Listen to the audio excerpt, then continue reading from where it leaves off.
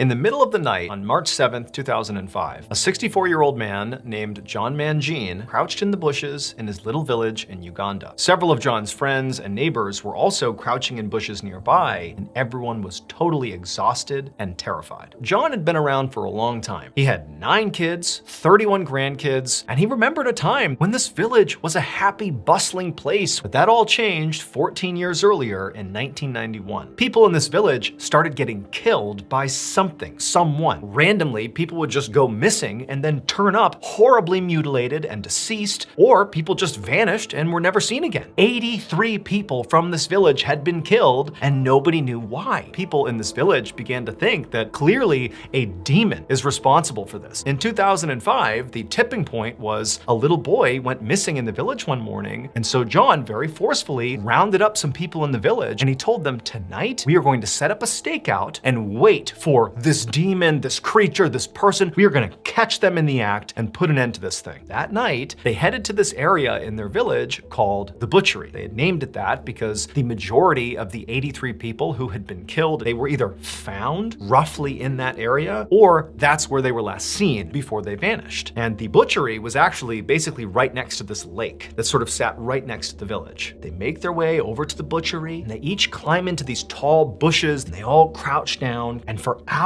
they just sat there waiting for something to happen, and nothing happens. And so after 6 days of this, where they have seen nothing, John rallies the people one more time. And this night, John decided to do something different. To entice them out of hiding, he and the villagers strung up all this organ meat in the trees right near the Butchery. John and the others, after putting their organ meat in the trees, crouched down in the bushes. Hours and hours go by, nothing. But then, between 4 or 5 in the morning, they begin to hear something. It's like this low grumbling sound that appears to be coming from the lake. This rumbling, growling sound, it starts getting louder and louder, and they notice ripples on the surface of the water. Eventually, this massive, dark silhouette emerges from the lake. This huge creature runs past John and bites down on the meat dangling from the trees. But the meat, they had placed hooks in the meat like a trap, and as soon as this thing bit onto the meat, it got snared in one of the traps and it couldn't move. And they suddenly realized that what had been plaguing their village was not a demon. It was instead the largest saltwater crocodile ever found in Uganda. This crocodile was 16 feet long, over 2,000 pounds, and for 14 years, this crocodile had been sneaking into the village, grabbing people, and dragging them back to the lake. Authorities were quickly called to the village, and they wouldn't allow the villagers to kill this crocodile